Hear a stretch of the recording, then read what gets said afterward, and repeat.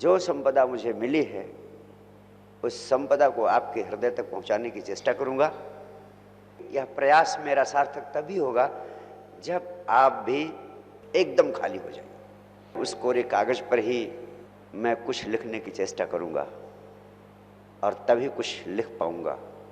ये पहला महत्वपूर्ण सत्य है जो आपसे कहना चाहता हूं। दूसरी बात, आप मुझे सुनेंगे और सुनने के साथ साथ आप कुछ करेंगे भी। सिर्फ सुनना नहीं है, आपको हर क्षण आपको कुछ करना है। जब तक सुनना और करना दोनों साथ न हो, सुनना व्यर्थ चला जाता है। सुनते हुए भी करना है। एक एक क्षण मुझे सुनते हुए इस बात का ध्यान रखना है कि आप सिर्फ वर्तमान में उस समय कुछ और नहीं सोच रहे हैं, सिर्फ मुझे सुन रहे हैं। अगर इस तरह सुनेंगे तो मेरा सुनना ही आपके जीवन को बदलने का माध्यम हो जाएगा। श्रवण मात्रेण क्रांति हो सकती।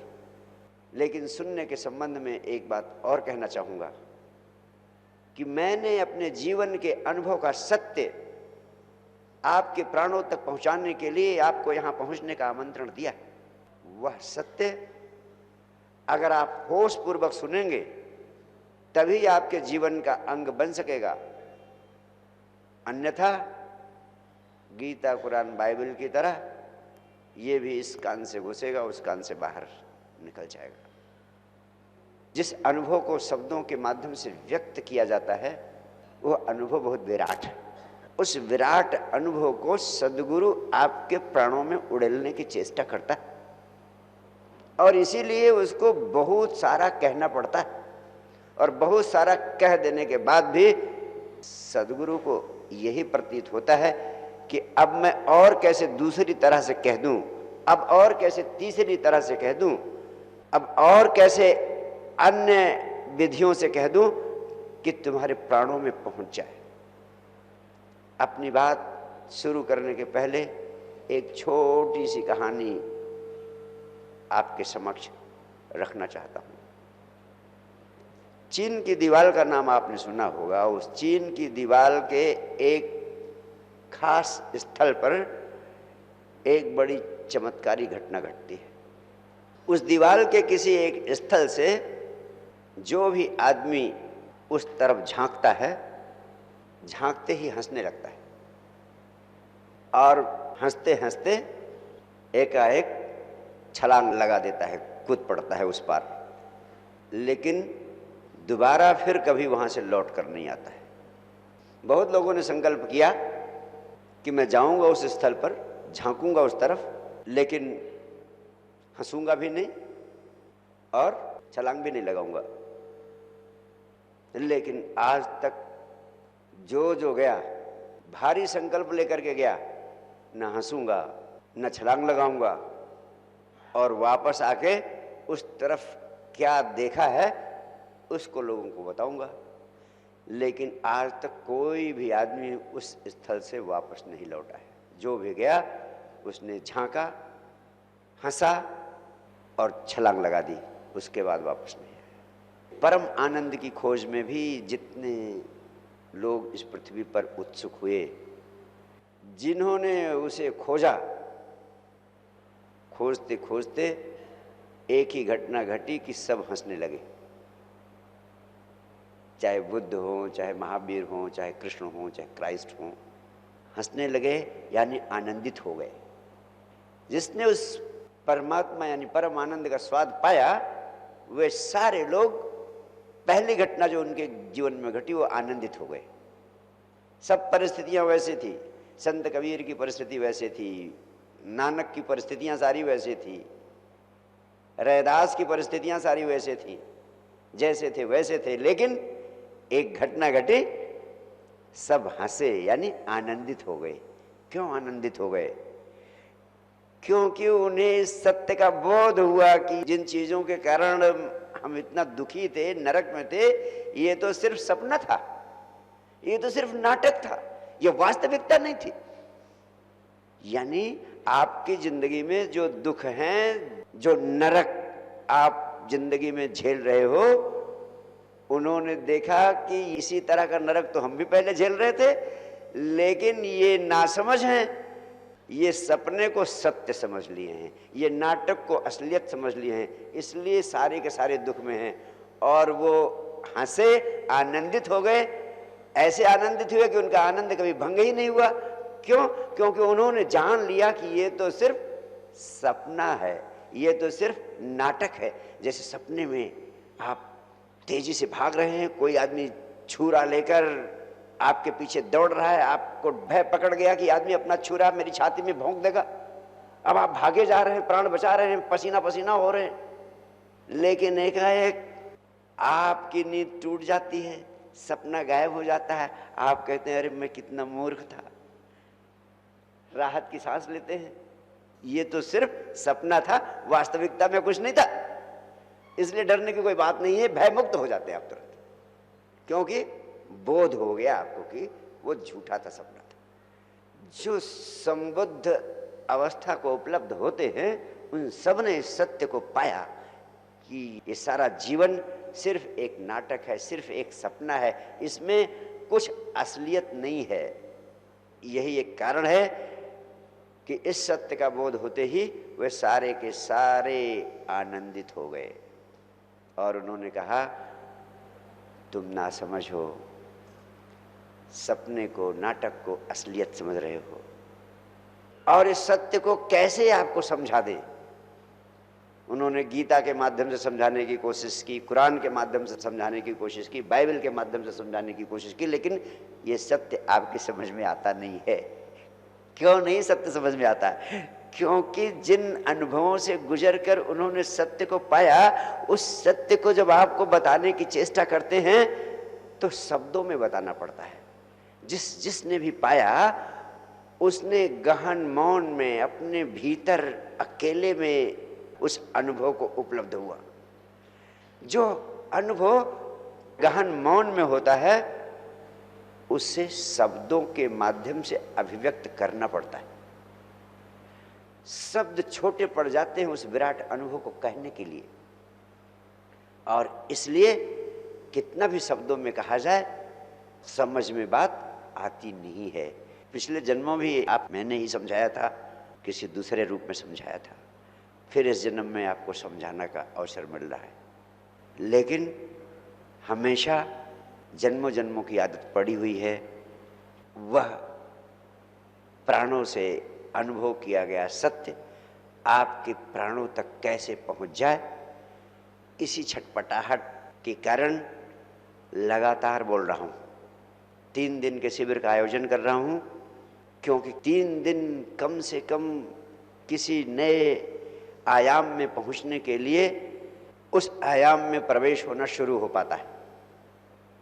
3 दिन से कम में किसी नए आयाम में प्रवेश करना शुरू नहीं हो पाता है। इसीलिए जब व्यक्ति की मृत्यु होती है तो हम तीसरा मनाते हैं कि वो व्यक्ति गया, आपकी जिंदगी में न रहा, आपके परिवार में न रहा, अब आपका परिवार एक नए आयाम में प्रवेश करता है। वो जिस नए आयाम में प्रवेश करता है, उस नए आयाम में प्रवेश करने के लिए कम से कम उस नए आयाम की शुरुआत करने के लिए 3 दिन जरूरी है। इसलिए ये 3 दिन का शिविर एक बड़ी वैज्ञानिक दृष्टि से आयोजित करने की चेष्टा की है। फिर 3 दिन के बाद धीरे धीरे 10 दिन होते हैं, फिर 13 दिन होते हैं, फिर 13वीं करते हैं कि पुराना जो था वो बिल्कुल समाप्त होने की स्थिति पे पहुंच जाए, और कहते हैं 21 दिन होने पर नए आयाम में प्रवेश हो जाता है, जिस आयाम में प्रवेश करना चाहते हैं।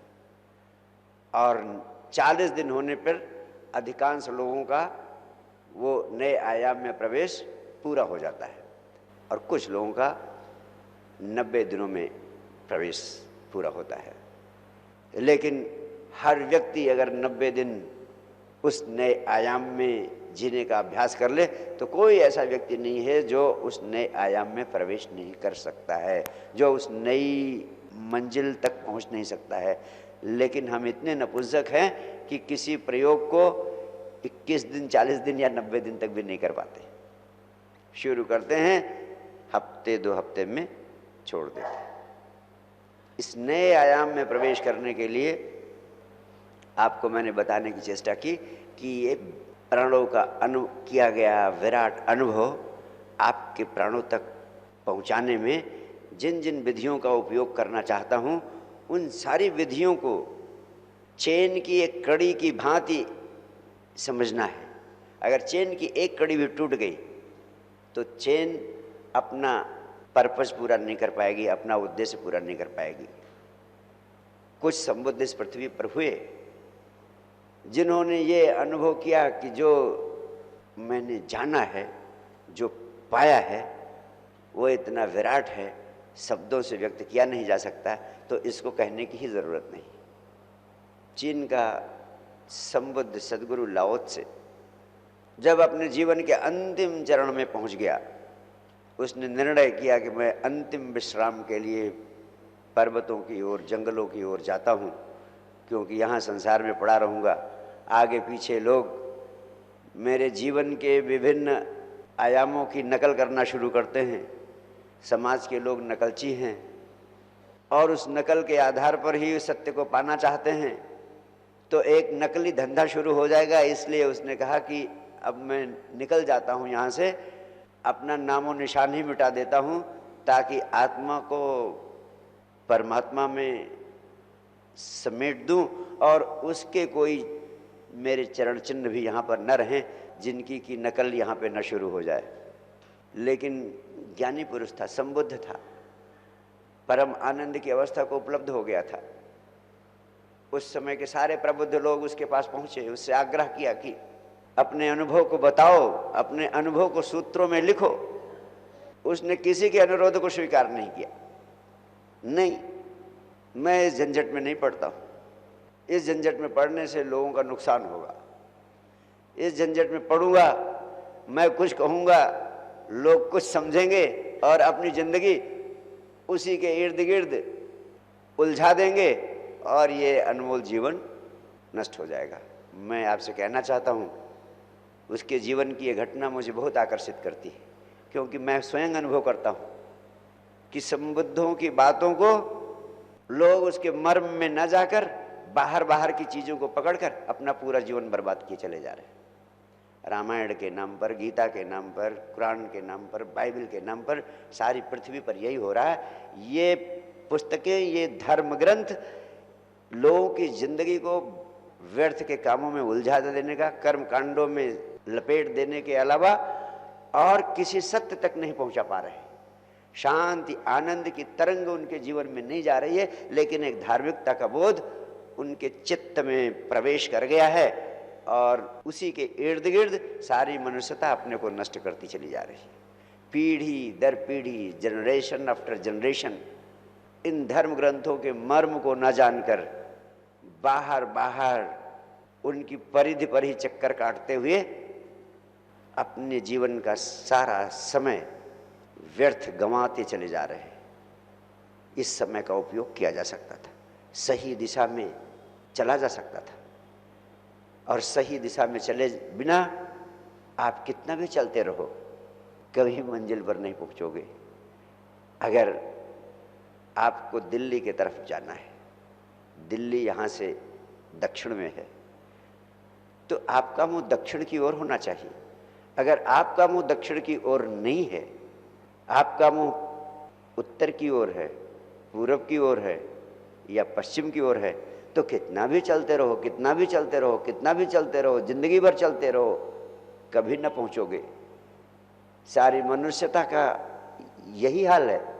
निरंतर चल रहे हैं धर्म के नाम पर, परमात्मा के नाम पर, अध्यात्म के नाम पर, लेकिन पहुंच कोई नहीं रहा है। किसी के जीवन में शांति की, आनंद की, मौज की तरंग नहीं आ रही है। लेकिन व्यक्ति इतना नपुंसक हो गया है कि उसके भीतर प्रश्न खड़े करने की हिम्मत नहीं है कि आखिर लोग इतने दिनों से चल रहे हैं, पहुंच क्यों नहीं रहे हैं। लाओ त्सु ने कहा, मैं जनता को बहुत भटकाना नहीं चाहता हूं, भटकाने के लिए बहुत ग्रंथ लिखे जा चुके, लेकिन उस देश के सम्राट ने आदेश जारी कर दिया कि लाओ त्सु चीन छोड़कर हिमालय की ओर निकल चुका है, सभी सीमाओं पर सतर्क कर दिया जाए, जिस भी सीमावर्ती चौकी से वो निकलने की चेष्टा करे उसे रोक लिया जाए और उससे कहा जाए पहले अपना अनुभव लिखकर चौकी पर दे, उसके बाद वो हिमालय की ओर जा सकता है, उसके पहले नहीं। और कहते हैं लाओ त्सु पकड़ लिया गया। चौकी की फोर्स ने उसको मजबूर किया कि हम जाने नहीं देंगे। जब उसने आग्रह किया कि मुझे तो जाना है, उन्होंने कहा आप लिख दो, कुछ लिख के मुझे दे दो, फिर जा सकते हो। उसने कहा जो मैंने अनुभव किया है, जो मैंने जाना है, अगर मैं उसको लिख सकता तो अब तक लिख दिया होता। देश के सारे प्रबुद्ध लोगों ने मुझसे आग्रह किया। पहरेदार तो पहरेदार, उनकी तो इतनी अकल थी, इतनी ही समझ थी, सम्राट का आदेश है, हमें तो कुछ लिख के दे दो, कुछ भी लिख के दे दो, ताकि हम दिखा सकें सम्राट को कि ये हमें लिख के मिल गया, तभी हम जाने देंगे। ऐसी स्थिति में अब लाओ त्सु के सामने और कोई विकल्प नहीं था। मजबूरी में लाओ त्सु को लिखना पड़ा और इस मजबूरी के परिणाम स्वरूप इस पृथ्वी पर ताहो ते किंग नाम की पुस्तक, जिसमें लाओ त्सु के जीवन के अनुभव के सूत्र समाहित हैं, प्रकट हुई। बहुत अद्भुत ग्रंथ, जिसमें उसने अपने जीवन के अनुभव के सारे सूत्रों को लिखा है। मैं सिर्फ उसका पहला सूत्र आपको बताना चाहता हूं। जो मैंने अनुभव किया, उस अनुभव के सत्य को शब्दों से कहा नहीं जा सकता है। उस सत्य को, उस अनुभव को कहते ही वह असत्य हो जाता है। इसलिए पढ़ना मेरे सूत्र, मगर मेरी इस बात को हर सूत्र को पढ़ते समय याद रखना।